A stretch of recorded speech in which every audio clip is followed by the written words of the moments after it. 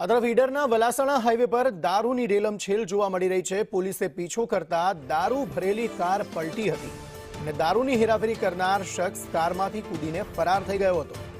ઉમેદગઢ ગામ નજીક દારૂ ભરેલી કાર પલટી હતી। દીપની દિવાલ તોડીને હવામાં ગાડી 3 વાર ફંગોળાઈ।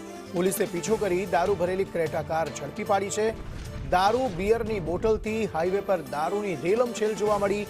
કાર સહિત લાખો રૂપિયાનો મુદ્દામાલ પોલીસે જપ્ત કર્યો છે।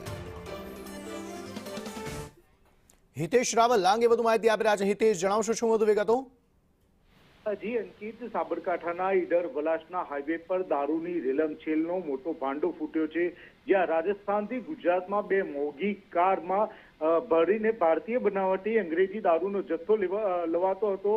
બાતમીના આધારે ઈડર પોલીસ દારૂ ભરેલી ક્રેટા અને ફોર્ડ ઇકોસ્પોર્ટ બે કારનો ફિલ્મી ઢબે પીછો કર્યો હતો। પીછો દરમિયાન રામનગર પાસે ક્રેટા કાર ઝડપે પકડી લેવાઈ હતી, જેમાં મુદ્દામાલ સમેત કાર લેવાઈ હતી। જ્યારે ઉમેદગઢ પાસે ઇકોસ્પોર્ટ કાર ચાલક ચાલતી કારમાંથી કૂદી ભાગી પલાયન થયો હતો। બેફામ ઝડપે દોડતી ખુલ્લી કાર, જેમાં ડ્રાઈવર વિના દારૂ ભરેલી કાર ડીપની દિવાલ તોડી હવામાં 3 વખત ફંગોરાઈ હતી, જેના કારણે રોડ પર કાટમાળ હજારો લીટર દારૂ અને બિયરની બોટલ તેમજ કારનું એન્જિન તૂટીને તે અન્ય જગ્યાએ થોડે દૂર પડ્યું હતું।